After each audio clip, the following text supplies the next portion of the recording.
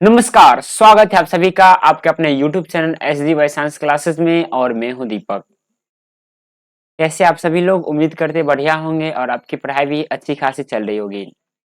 Friends, आज के इस वीडियो में देखने वाले हैं संस्कृत के द्वितीय पाठ यानी कि दूसरा पाठ पाटलिपुत्र वैभव से कुछ महत्वपूर्ण ऑब्जेक्टिव क्वेश्चंस। इससे पहले हम लोग प्रथम पाठ से जितने भी क्वेश्चंस थे वो देख चुके हैं। अगर आपने वो वीडियो नहीं देखा है तो चैनल में जाके जल्दी से देख लीजिए, क्योंकि वीडियो आपके लिए महत्वपूर्ण है। वो वीडियो देख लीजिएगा और ये भी वीडियो आप देख लीजिए। यहाँ से भी अच्छे खासे प्रश्न आपके एग्जाम में पूछे जाते हैं पाटलिपुत्र वैभवम से। ठीक है, तो चलिए शुरू करते हैं हम लोग आज के वीडियो को। देखिए, चैप्टर का जो नाम है आपको दिखलाई दे रहा होगा। चलिए एक बार फिर से हम भी पढ़ दे रहे हैं, नहीं दिखलाई दे रहा है तो चलिए। पाटलिपुत्र वैभवम, क्या नाम है? पाटलिपुत्र वैभवम। ठीक है, चैप्टर का नाम क्या है? पाटलिपुत्र वैभवम। वीवीआई ऑब्जेक्टिव क्वेश्चंस, यानी कि जितने भी क्वेश्चंस वीवीआई हैं आपके एग्जाम के लिए, किस क्या चीज के लिए? आपके एग्जाम के लिए। उन सभी प्रश्नों को आज हम लोग देखने वाले हैं। अगर इतना प्रश्न आप कर लेते हैं तो अगर आपके एग्जाम में सेकेंड चैप्टर यानी कि द्वितीय पाठ पाटलिपुत्र से आते क्वेश्चंस तो आपसे नहीं छूटेगा, इतना कंफर्म है। ठीक है, चलिए देखिए आज का क्या है। सबसे पहला प्रश्न जी आपके स्क्रीन पे प्रश्न दिखाई दे रहा है जी, दिखलाई दे रहा होगा। पहला प्रश्न देखिए क्या कह रहा है। प्रश्न को आप अच्छे से बारीकी से पढ़िए। क्या कहता है? कहता है एशिया महादेश का सबसे बड़ा सेतु कौन है? एशिया महादेश का सबसे बड़ा सेतु आपसे पूछ रहा है कि एशिया महादेश का सबसे बड़ा महासेतु है। ऑप्शन ए है अजय सेतु, विनय सेतु, गांधी सेतु, जवाहर सेतु। तो देखिए एशिया महादेश का सबसे बड़ा सेतु है वो है गांधी सेतु। कौन सा सेतु है? गांधी सेतु है। इसलिए इसका आंसर क्या हो जाएगा? सी हो जाएगा, गांधी सेतु हो जाएगा। क्या हो जाएगा? सी, गांधी सेतु हो जाएगा। ठीक है, चलिए नेक्स्ट अगला प्रश्न देखिए क्या कहता है। प्रश्न को देखिए अच्छे से पहले पढ़िए। ठीक है, चलिए उसके बाद जवाब दीजिए। प्रश्न करा 2 नंबर कि यूनान का राजदूत कौन था? यूनान का राजदूत कौन था? आपसे पूछ रहा है कि यूनान का राजदूत कौन था। तो ऑप्शन है मेगास्थनीज, बी है वेनसांग, सी है इत्सिंग और डी है इनमें से उपयुक्त कोई नहीं। तो देखिए यूनान का जो राजदूत था वो मेगास्थनीज था। कौन था? मेगास्थनीज जो था वो यूनान का राजदूत था। इसलिए इसका आंसर क्या हो गया? ए हो गया, मेगास्थनीज। ठीक है, चलिए अगला प्रश्न देखिए क्या कहता है। 2 के बाद क्या कहा? 3वां प्रश्न जी आपके सामने है। 3वां प्रश्न जी ध्यान से पहले पढ़िए, उसके बाद जवाब दीजिएगा। कहता है कि पाटलिपुत्र किस राज्य की राजधानी है? पाटलिपुत्र किस राज्य की राजधानी है? और आप जिस राज्य में रहते हैं उसी राज्य की राजधानी कहाँ है? पाटलिपुत्र है, जो वर्तमान में किस नाम से प्रसिद्ध है? पटना नाम से। किस नाम से प्रसिद्ध है? पटना। ठीक है, तो देखिए बिहार है, उत्तर प्रदेश है, मध्य प्रदेश है, डी है आंध्र प्रदेश। जिस स्टेट का, जिस राज्य का एग्जाम देने वाले हैं उसी राज्य का राजधानी आपसे पूछ रहा है। तो देखिए पाटलिपुत्र किस राज्य की राजधानी है? बिहार राज्य की राजधानी कहाँ है? पाटलिपुत्र है, यानी कि पटना है। कहाँ है? पाटलिपुत्र, पटना। ठीक है, चलिए आगे चलते हैं और अगला प्रश्न देखिएगा क्या कहता है। 2 के बाद क्या कहता है? 3 नंबर प्रश्न जी देखिए 3 नंबर प्रश्न क्या कहता है। 3 नहीं 4 नंबर है, सॉरी। कहता महावीर मंदिर कहाँ स्थित है? महावीर मंदिर कहाँ स्थित है? पटना का प्रसिद्ध मंदिर महावीर मंदिर ना। ऑप्शन ए है गया, बी है बक्सर, सी है पटना, डी है आरा। बतलाइए महावीर मंदिर कहाँ स्थित है? जल्दी से बतलाइए क्या होगा इसका सही आंसर। तो देखिए महावीर मंदिर जो है वो पटना में स्थित है। कहाँ है? पटना का बहुत ही प्रसिद्ध मंदिर है और ये कहाँ स्थित है? पटना में। ठीक है, चलिए। और पटना गए होंगे तो आप लोग जरूर घूमे होंगे, महावीर मंदिर देखे होंगे ना जी। देखिए 5वां प्रश्न कहता है कि नगर की पालिका देवी कौन है? नगर की पालिका देवी।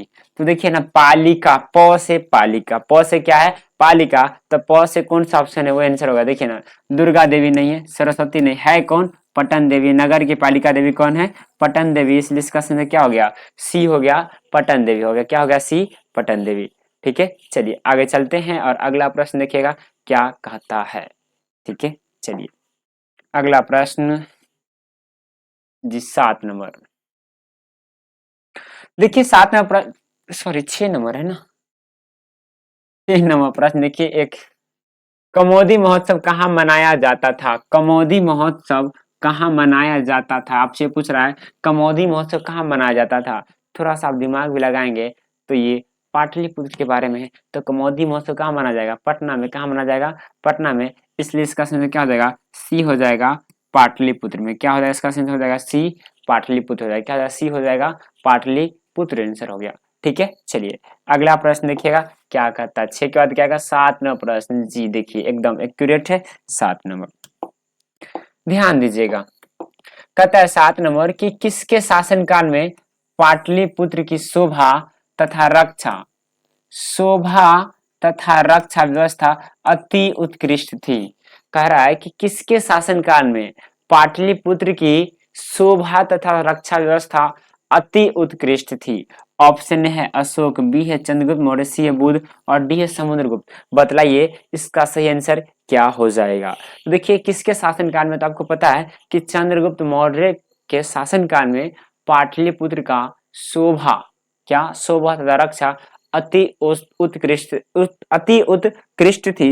इसलिए इसका आंसर क्या हो गया? बी हो गया, चंद्रगुप्त मौर्य। क्या हो गया? इसका आंसर हो गया बी, चंद्रगुप्त मौर्य हो गया। ठीक है, चलिए अगला प्रश्न देखिए क्या कहता है। 7 के बाद क्या आएगा? 8 नंबर प्रश्न। जी जी 8वां प्रश्न देखिए क्या कहता है। कह रहा है 8 नंबर कि पाटलिपुत्र का नामांतरण क्या है? पाटलिपुत्र का नामांतर क्या है? नामांतर क्या है? पाटलिपुत्र का नामांतर आपसे पूछ रहा है। तो देखिए पाटलिपुत्र का जो नामांतरण है वो है कुसुमपुर है। क्या है? कुसुमपुर है। इसलिए इसका आंसर क्या हो गया? कुसुमपुर हो गया। पाटलिपुत्र का पुराना नाम भी आपसे पूछ सकता है, तो वो क्या है? कुसुमपुर है। ठीक है, चलिए आगे चलते हैं और अगला प्रश्न देखिए क्या कहता है। 8 के बाद क्या आएगा? 9 नंबर। जी 9 प्रश्न देखिए आपके सामने है। कह रहा है कि कुटनी माता के रचनाकार कौन है? कुटनी माता के रचनाकार कौन है? समुद्रगुप्त, दामोदर गुप्त, चंद्रगुप्त, मेगास्थनीज। बतलाइए कुटनी माता के रचनाकार कौन है? तो देखिए कुटनी माता के जो रचनाकार है आपको पता है कौन है? दामोदर गुप्त है। कौन है? दामोदर गुप्त। इसलिए इसका आंसर क्या हो गया? बी हो गया, दामोदर गुप्त हो गया। क्या हो गया? बी, दामोदर गुप्त इसका सही आंसर हो गया। ठीक है, चलिए आगे चलिए क्या जी अगला प्रश्न देखिएगा क्या कहता है। बहुत ही अच्छा प्रश्न है। 9 के बाद क्या आएगा? 10 नंबर। जी 10 नंबर प्रश्न देखिए, कह रहा है कि चंद्रगुप्त किस वंश का संस्थापक था? चंद्रगुप्त किस वंश का संस्थापक था? मौर्य वंश, मुगल वंश, परमार वंश और डी है इनमें से कोई नहीं। चंद्रगुप्त मौर्य। चंद्रगुप्त मौर्य किस वंश का संस्थापक था? तो ये देखिए नाम से पता चला चंद्रगुप्त मौर्य यानी कि किस वंश का? मौर्य वंश का। किस वंश का? मौर्य वंश का। किस वंश का संस्थापक था? मौर्य वंश का। इसलिए इसका आंसर क्या हो गया? ए हो गया, मौर्य वंश। क्या हो गया? ए, मौर्य वंश। ठीक है, चलिए आगे चलिए क्या जी अगला प्रश्न देखिएगा क्या कहता है। जी नेक्स्ट 11 नंबर। ध्यान दीजिएगा 11 नंबर पे। कह रहा है कि सिखों के 10वें गुरु कौन थे? सिखों के 10वें गुरु, तो आपको पता है कि सिखों के जो 10वें गुरु थे वो गुरु गोविंद सिंह जी थे। कौन थे? गुरु गोविंद सिंह। इसलिए इसका आंसर क्या हो गया? ए हो गया, गुरु गोविंद हो गया। ठीक है, चलिए आगे चलते हैं और अगला प्रश्न देखिएगा क्या कहता है। जी प्रश्न देखिए कहता है 12 नंबर की पाटलिपुत्र का बुध काल में नाम क्या था? पाटलिपुत्र का बुध काल में नाम आपसे पूछ रहा है। तो पाटलिपुत्र का बुध काल में नाम क्या था, ये आपसे क्वेश्चन पूछ रहा है। तो देखिए पाटलिपुत्र का जो बुध काल में जो नाम था वो पाटलीग्राम था। क्या था? पाटलीग्राम। इसलिए इसका आंसर क्या हो गया? बी हो गया, पाटलीग्राम। क्या हो गया? बी, पाटलीग्राम। ठीक है, चलिए अगला प्रश्न देखिएगा क्या कहता है। 12 के बाद क्या कहता है? 13 नंबर। जी 13 नंबर प्रश्न देखिए, कहता है पटना के किस दिशा में गंगा नदी प्रवाहित होती है? पटना के किस दिशा में गंगा नदी प्रवाहित यानी गंगा नदी बहती है पटना के किस दिशा में? ये तो बच्चों वाले सवाल है, क्या नहीं जानते हैं? किस दिशा में? उत्तर दिशा में। किस दिशा में? उत्तर दिशा में। इसलिए इसका आंसर क्या हो गया? बी, सी हो गया, उत्तर दिशा। क्या हो गया? इसका आंसर हो गया सी, उत्तर दिशा।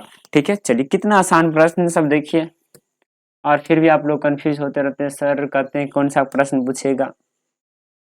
देखिए 15 कह रहा है कि किस काल में पटना का नाम पाटलीग्राम था? किस काल में पटना का नाम पाटलीग्राम था, ये आपसे पूछ रहा है। देखिए पटना का जो नाम पाटलीग्राम था वो बुद्ध काल में, किनके काल में, किस काल में, बुद्ध के, इसलिए इसका आंसर क्या हो गया, ए हो गया।